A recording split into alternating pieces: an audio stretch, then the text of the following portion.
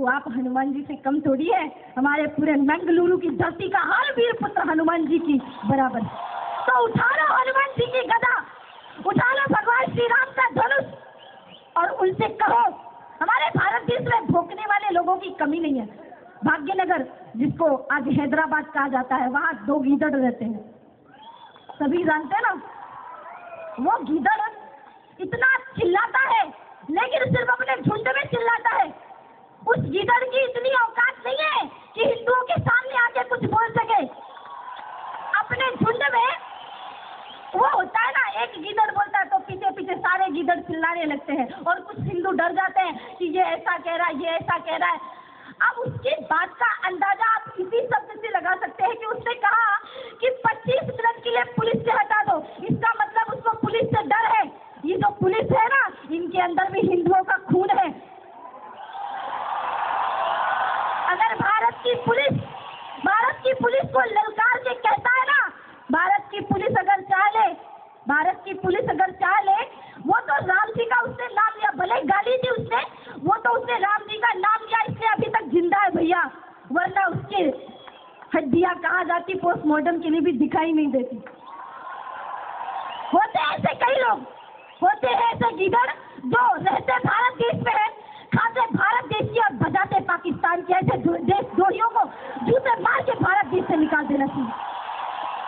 कई लोग कहते साध्वी जी आप तो संत हैं, संतों को ऐसे शब्द नहीं बोलने चाहिए, संतों को गालियां नहीं देनी चाहिए। मैंने कहा भैया अब हम उस परंपरा के संवाहक नहीं रह गए जो परंपरा में कहते थे कि कोई इस गाल पे मार दे तो भैया ये गाल भी दे दो। ना, बहुत मार लिया और बहुत मरवा लिया। अब तो थप्पड़ मरवाने की बात नहीं है कि कोई इस गाल में मारे तो ये गाल भी दे दे। हम बहुत कह चुके। एक दोहा सुना होगा आपने, उसमें कहा जाता जो तो को काटा वो है, ताको वो तुम फूल और ताको फूल को फूले बाको है त्रिशूल। मैं कहती हूँ नहीं, अब फूल जो त्रिशूल वो है उसको फूल मत देना, जो तो को काटा वो है। हिंदू याद रखना, ये लाइन हमारे भारत देश की संतों की है। ये जो बात मैं आज मंच से बोल रही हूँ आप सबके लिए है। गांठ बांध लो उस बात को कि जो तो को काटा वो है, ताको वो तुम भाला और वैसी साला क्या याद रखेगा अपना हिंदू से पाला। अगर भारत देश में जिसे रहना होगा उसे वंदे मातरम कहना होगा। भारत देश में राम मंदिर पे इतने सारे अड़चन आ रहे हैं, कभी कहता है कोर्ट निर्णय करेगी। आप बताओ राम मंदिर का निर्णय क्या कोर्ट करेगी? नहीं, ये हिंदुओं की आस्था है, हिंदुओं की श्रद्धा है। हम सभी चाहते हैं ना राम मंदिर बने, हाथ उठाइए। सभी चाहते हैं ना राम मंदिर बने। हैदराबाद में कहा जाता है हम राम मंदिर बनने नहीं देंगे। वो कहता है राम जी के माता पे प्रश्न चिन्ह उठाता है। मैं तो एक ही बात कहूंगी कि ओवैसी तू क्या, तेरा बाप भी आ जाए तो राम मंदिर बनने से रोक नहीं सकता। और तेरा बाप क्या, पूरा पाकिस्तान भी आ जाए ना तो राम मंदिर बनने से कोई नहीं रोक सकता।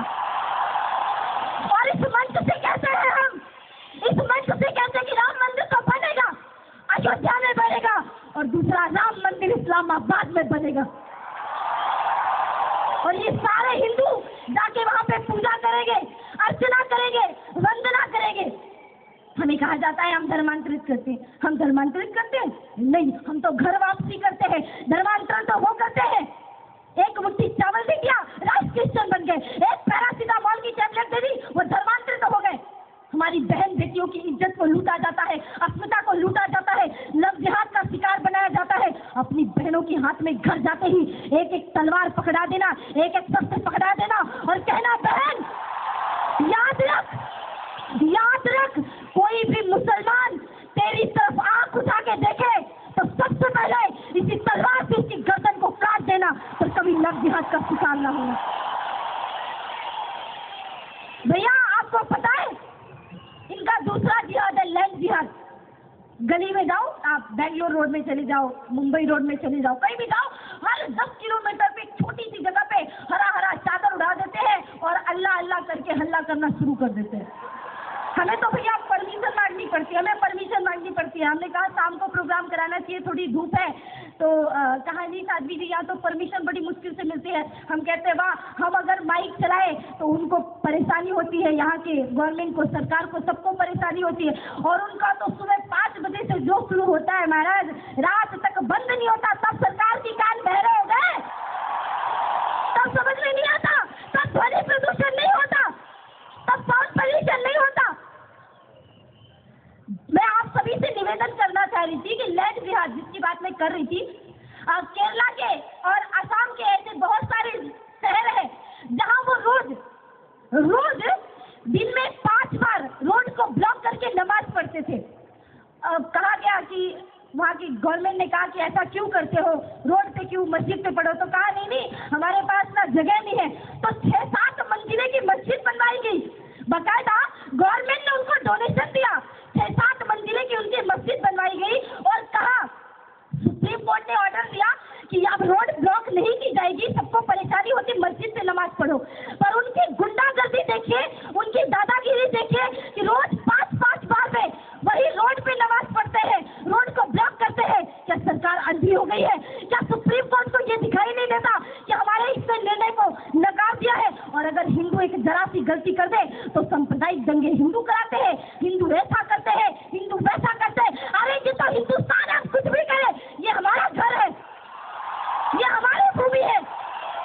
हम चाहे तो किसी को लात मार के अपने घर से बाहर निकाल दे, किसी का घर थोड़ी है, ये तो हमारी भारत भूमि है, ये हमारा देश है। लेकिन सबसे बड़ी बात है कि अपने घर में हम अतिथि की तरह, हम अपने ही घर में बेगानों की तरह रहते हैं, हम अपने ही घर में पराये की तरह रहते हैं।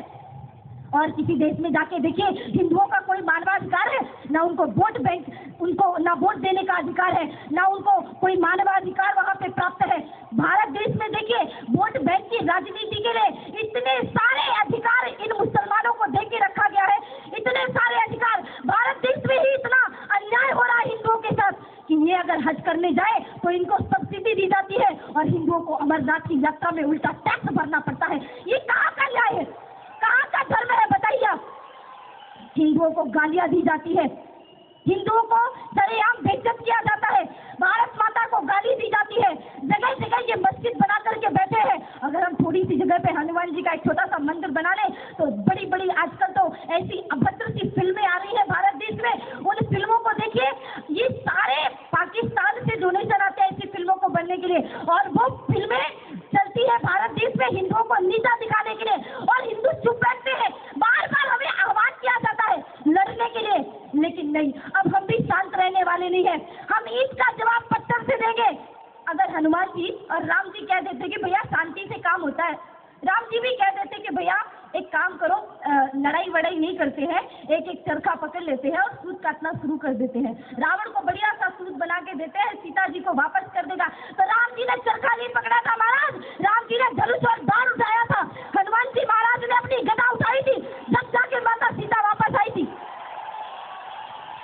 यहाँ पे लोगों को बड़ा बनाने के लिए कह दिया जाता है, बेटी हमें आजादी बिना खड़ग बिना ढाल, साबरमती के संत तूने कर दिया कमाल।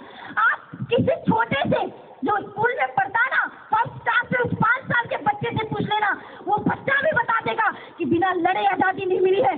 सुभाष चंद्र बोस, भगत सिंह महाराज, कितने कितने वीरों ने अपने सिर कटाए हैं, तब जाके आजादी मिली है। और हमने कह दिया शांति से आजादी मिल गई, शांति से आजादी नहीं मिलती बंधुओं, हमें शस्त्र उठाना पड़ता है। आज संतों को भी अपने शास्त्र छोड़ के शस्त्र उठाने पड़ेंगे, शांति छोड़ करके क्रांति लानी पड़ेगी, तभी भारत विश्व गुरु के पद में प्रतिष्ठित होगा। हमें कहते हैं कि हम धर्मांतरित करते हैं, जब ये धर्मांतरित होते हैं, हिंदुओं को मुसलमान बनाया जाता है, हिंदुओं को ईसाई बनाया जाता है, तब मीडिया कहाँ चली जाती है? आज तो मीडिया इतना डंका फाड़ फाड़ के कह रही है घर वापसी, जैसे हमने कोई पाप कर दिया हो। अपने घर के लोगों को वापस अपने घर में ला रहे हैं, तो क्या हम कोई पाप कर रहे हैं? क्या हम कोई पाप कर रहे हैं बताइए? पाप तो तब होगा जब हमारे घर से कोई हमारी माँ, हमारी बहन, हमारी बेटी, हमारे भाई को हमारे धर्म से वंचित करा करके अपने धर्म में ले जाएगा और हम आके फाड़ फाड़ के देखते रहेंगे। पाप तो तब कहलाएगा। हमारे जहाँ पे धर्मांतरण किया जाता था, बिहार और झारखंड के क्षेत्रों में जब हम जाते थे तो देखते थे कि गांव के गांव धर्मांतरित तो हो रहे हैं, उनको अनाज चावल दे दे करके धर्मांतरित किया जाता है। जब संत वहाँ पे गए, संतों ने पूछा कि पहले तो सभाएं होती थी तो बहुत हिंदू आते थे, अब कहाँ गए हिंदू? बोले महाराज कोई हिंदू रह ही नहीं गया। कहाँ आगे सारे हिंदू बोले सब धर्मांतरित हो गए, सबने एक एक क्रॉस पहन लिया। बोले ऐसा हुआ कैसे? बोले उनके 20-25 पादरी आए और कहा देखो भैया जिसके भगवान में ज्यादा शक्ति होगी उसी का धर्म स्वीकार कर लेना। कहा ठीक है।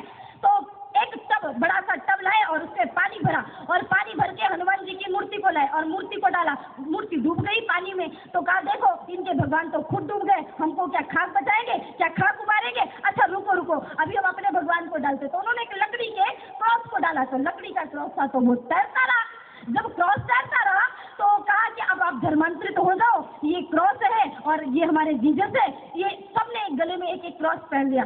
हमने कहा नहीं भैया ये सब ऐसा तो नहीं चलता, एक काम करो फिर से गांव वालों को बुलाओ। साहब को पूरे गांव वालों को बुलाया, उन पादरियों को भी बुलाया और संतों ने कहा सुनो भैया, हमारे यहाँ जल को माँ कहा जाता है, गंगा मैया, यमुना मैया, और माँ की कभी परीक्षा नहीं ली जाती। हमारे यहाँ जल की परीक्षा नहीं होती, हमारे यहाँ तो अग्नि परीक्षा होती है, अग्नि परीक्षा। बड़ी सी विशाल अग्नि लगाई गई, बहुत बड़ा अग्नि का झुंड लगाया गया और हनुमान जी महाराज की मूर्ति को रखा गया।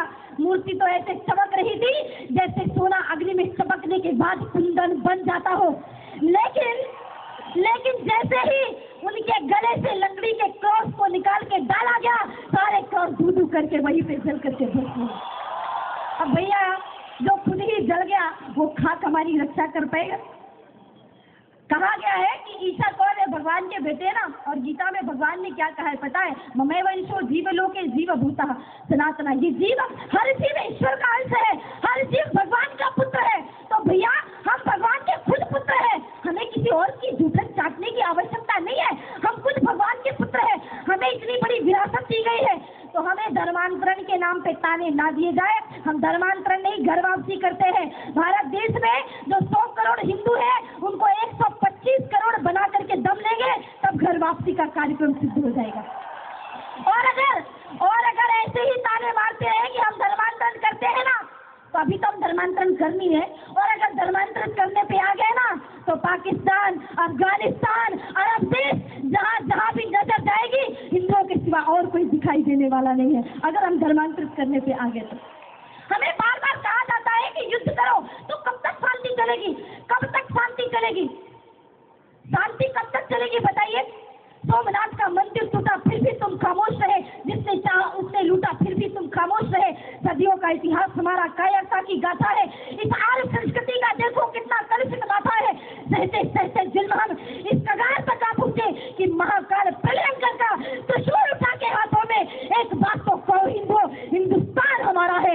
एक बात तो कहो हिंदू, हिंदुस्तान हमारा है। ये भारत भूमि हमारी माँ है। हमें बार बार लड़ाई के लिए प्रोत्साहित किया जाता है। भारत के संता से कहते हैं लड़ो और नेता कहते हैं लड़ो मत। पाकिस्तान से हाथ जोड़ते कहते हैं मैं पाकिस्तान से निवेदन करता हूं कि शांति बनाए रखे। अब शांति से कुछ होने वाला नहीं है, शांति से अब कुछ भी होने वाला नहीं है। बहुत हो गई शांति। सदियों से हम विश्व शांति का अनुष्ठान करते आए, मानवता के हित चिंतन का वृंदगान करते आए, किंतु समर की बेला में हम महाकाल बन जाते हैं। वक्ष फाड़ के दुश्मन का लहू तक पी जाते हैं। 17 बार क्षमा करने की परंपरा हम छोड़ चुके और अबला रहम की आस लगाना सप्तवेदी चौहान पे, क्योंकि ये जो भगवे दिख रहे हैं ना, अबला रहम की आस लगाना सप्तवेदी चौहान पे, क्योंकि अब की भगवान लहरा देंगे पूरे पाकिस्तान पे। बार बार हमें युद्ध के लिए कहा जाता है ना, तो करो युद्ध, हमारा कोई घाटा नहीं होगा। हाँ, हमें अभी कहा गया 25 करोड़ हिंदू मुसलमान 100 करोड़ हिंदुओं को मार डालेंगे, 25 मिनट के लिए पुलिस हटा दो। याद है ना एक बार पुलिस हटी थी 6 दिसंबर के दिन, और बाबरी का ढांचा चकनाचूर करके रख दिया था बजरंग। मैं तो कहती हूँ पुलिस को भी शामिल कर लो। ये जो पुलिस वाले हैं इनके अंदर बहुत अंदर से आग जल रही है। इनको तो ऊपर से ऑर्डर मिलते हैं, वरना ये खुद ही कब का इनको मिटा करके तहस नहस करके चकनाचूर कर दे। इतनी आग जलती है ना इनके हृदय में, जब ये देखते हैं। मुझे कई सारे लोग कहते हैं साथी जी हम ये करना चाहते हैं, तो हम भी आज कहते हैं इसी मंच से कि करो युद्ध, करो युद्ध। हम भी अपना सपना सच कर लेंगे। सिंधु नदी के पावन जल से श्रद्धा